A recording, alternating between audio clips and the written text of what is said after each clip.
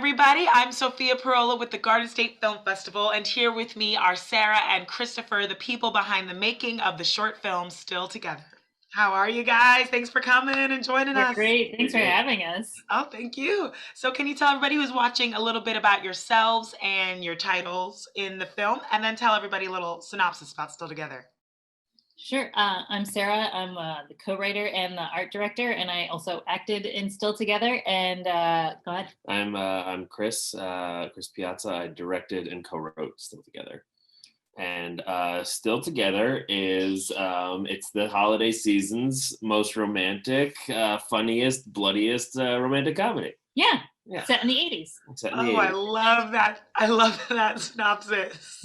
It's so great. I was not expecting. I loved the film. Number one, I loved how it looked. I love what it sounded like. And I loved the story. And it was very unexpected and unpredictable. So congratulations. Thank you so much. Where did you guys get the idea to write this? You both wrote it. How did this idea come about? Oh, we were at a party joking around with some friends. A friend was talking about remaking the movie Mannequin, and we just kept taking it in a much darker fashion than she thought we ought to. Yeah, we Mannequin. If for those of you who haven't seen it, Mannequin is a movie from the 80s. That is, if you watch it now, about a mannequin who comes to life. About a mannequin who comes to life, and it is, by today's standards, absolutely bonkers. It is crazy.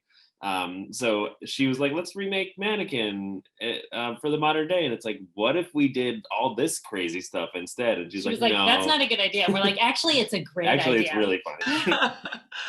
Oh, wow. Yeah, so it kind of started. And also, like, the last film that we made was very serious. It was about Alzheimer's. It actually played at Garden State in 2018.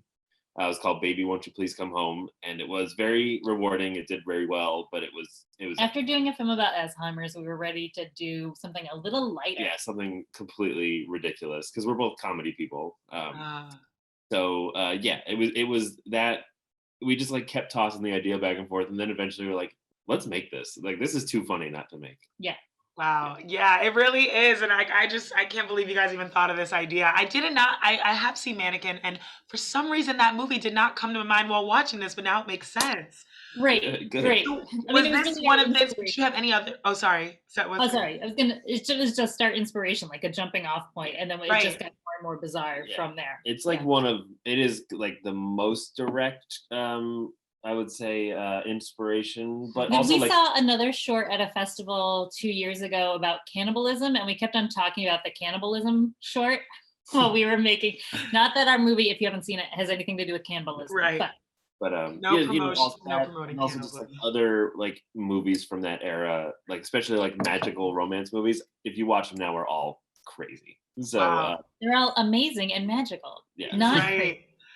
So that was a lot of the inspiration for Still Together. How did you guys, so Sarah, you were a production designer, is the correct term? Mm-hmm. How did you guys get the look? Like, what went into the music, the sound, the costuming? What went into all that? Well, I'll take music and costumes. You can take the look. Go for it. Yeah. So obviously music is a huge part of any movie from that era. And that's like the glue that makes it feel authentic. And my buddy Andy, who actually did the music for our previous short, and is also he's in a rock band called Brass Against. They're like kind of blowing up. Andrew Gostakis. Yeah, he did. I was like, and he's mostly like a jazz guy, and we were like, we really were looking at other musicians, and we're like, Andy, can you do like spot on 80s synth music? And he's like, let me give it a shot. And like 2 days later, I'm like, this is perfect. Wow. And then his partner, Diana Huey, is a Broadway and off-Broadway performer who had just done Rock of Ages in Seattle. So we were like, and you two live together. How about you record some of the music for us? Yeah. So the soundtrack came from Andy and Diana, and it's spot on. And then, same thing with costumes. Like, they had to look right. People asked us, like, why set this in the 80s? Why not just set it now? And it's like, you can get away with a certain amount of stuff if it's like set in the 80s, like the way that they talk, like the way that they behave. Yeah. The arch drama. Yeah, it would be so strange. You guys got that on the nose. The acting, like everything was so good. Yeah. Thank you. Yeah. So and then as far as the look, I mean, Sarah just knocked it out of the park. It was really about like working together with the whole team. So like talking to like the DP, and he'd be like, "Oh, I'd love it if we could have like a like a hot pink and a hot blue light." And I was like, "That's great. For the window design, we'll have like a pink tree on this side and a blue tinsel tree on that side." Because I had envisioned all these white trees and like white packages in the window. And then we were looking for a while to where we were going to shoot it, and we needed a studio with an elevator that we could use. And we ended up finding in Red Hook, what was it called? Hook Studios. Hook Studios, which is a prop warehouse and soundstage. Yeah. So it meant that like when you look in the back of our scenes, you see all this prop warehouse stuff, which worked perfectly for where Kate would be working. Yeah. But then, all the props and stuff like that, it was just a lot of fun to source them all and work with other people to pull it all together. Yeah. That's amazing. Sarah, what was it like for you to perform in something that you wrote, did you guys, Christopher, you were the director, right? Yeah. Right. So what was it like to work with each other? Yeah. It was, it was great. I've always felt like I'd love to do acting, but like as part of an ensemble. And, so I wanted to be with an ensemble of people who were funnier than me. And so we cast our really great cast, Claire and Steve and Donna and Eudora. God, we saw Eudora at a comedy show and we were like, oh, she has to be in the movie. Yeah. Who could she be? And so it was really just like great to work on it. It was a very busy day. It was hard to set up the display and then also go get 80s hair and makeup and wardrobe. Mm-hmm. And I was 8.5 months pregnant. Yeah. Wow. Yeah. What? Yeah. That's like very close to 9 months. Okay. That's amazing. Very impressive. Yeah. Thank you. So where did you find the cast? They're all comedic timing. They're so good. And they were so like, Christopher, how did you have to direct them to be in like that 80s acting style, or like, how did this happen? Yeah. So we talked a lot. So Claire, the lead actress, she's in a show on HBO called Search Party. If you haven't seen it, you have to watch it. It's Oh, my sister loves that show. Yeah. Oh my gosh. I have to. Yeah. Okay, I never really watched it. She keeps telling me to watch it. Yeah, you should watch it. It's pretty good. It's if you like Arch. Yeah, it's very funny. And so we cast her. Like I just reached out to her. Like, and we had seen an indie film she was in also. Yeah. Yeah, and she's so funny. So she was like pretty much the first choice, and we met with her, and she was into it. And one of the things we talked about a lot is that it's like not only it's sort of like play your character as if you are stuck in an 80s movie. Like it's sort of like the boundaries of your behavior is that you're stuck in this 80s movie. So that when anything like threatens the perfection of this 80s movie, like she loses it a little bit. So there was a lot of that. And then also as a co-writer, I had a slightly different note for her, which is you have found true love. Well, that's true. Right. Well, that was that's a good point. That's the other thing. Steve, who plays the lead actor, who plays the mannequin, it's like it's very important to the comedy and the drama of this movie that it really comes across that they are desperately in love with each other. Yeah. Like they have came across. Of course they are. Yeah. Why wouldn't they be? Yeah. So they are two real people who are in love with each other.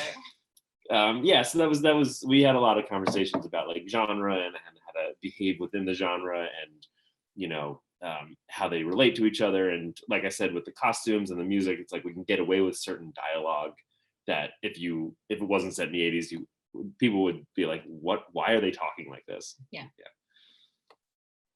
That's so good. And like they were all phenomenal, but I gotta tell you too, the woman who was like the boss, without giving anything away, she cracked me up. It was Donna Cooper, great ensemble. Fantastic. She's like the secret MVP of this movie. She's the glue that holds all that together. We posted the role and she came to auditions and she just nailed it. Like right from the get-go, it was like, I don't think we need to see anybody else. Yeah. She was the only cast member who we hadn't either worked with before or like seen perform or she works TV show. All the time. She works all the time. But yeah. She like came into the audition and just crushed it, really. Yeah. I'm not surprised. How long did it take you guys to make this pre-production, filming, and post? So working and reworking the script a couple of times. We wrote the script for like a year. Because like we weren't doing it seriously. Like we were writing it sort of like for fun as a joke while we were promoting the Alzheimer's movie. Like after like doing an Alzheimer's chat, we'd sit down and like, you know, like be like, okay, let's work on our Mannequin movie. Yeah. But so about a year for writing, Yeah. but then. And I'm just like a little quick tangent. I'm very proud of, I'm happy we spent that long because I feel like the script is like, there's not a wasted second in this. Like everything like pays off. So, and that's just a product of going over and over and doing it over and readings over. With cast. Readings with cast, doing it over and over. So that took a long time. But then once we decided to do it, it was relatively we quick. put it together probably in like 3 months. Yeah. A lot of that time was looking for a soundstage with an elevator. Yeah. And once we got the Hook studio, we were. Yeah. So then we shot in December of 2019, and then we had a baby in January of 2020, and then COVID hit in February or March. So and we did post-production. Yeah, post-production took a long time because of that. Well, we were having to work with people over computers and That's amazing. Very impressive. And I mean, to wrap this up, it's been an amazing interview. I love talking to you guys. How did you hear? Well, you said you had a film at the Garden State Film Festival 2018, so you know about us. So how did you first hear about us? How does it feel coming back to have Still Together at the 20th anniversary this year? I feel like somebody, for our previous film, somebody told us like how great the Garden State Film Festival was. And we're like, well, that sounds amazing. They were just gushing about how awesome it was and what a great time they had and all the great films you guys program. And we were like, well, maybe we could get in on that. And we live in Brooklyn, so it's like, it's not too far. Can we come? Right. We love Asbury Park, too. We do. We love Asbury Park. So any excuse to come to Asbury Park. So then once we'd been in it once, we were like, oh, can we come back? Yeah. Can we come back and hang out with y'all again? We've been in before, but for like, imagine the opposite of this movie. Right. It's that is so back amazing. then on something very different. Yeah. But you guys will be coming to Asbury to see this in-person screening? Yes, definitely. Amazing. What are you hoping audiences get from watching Still Together? A good time. Good time.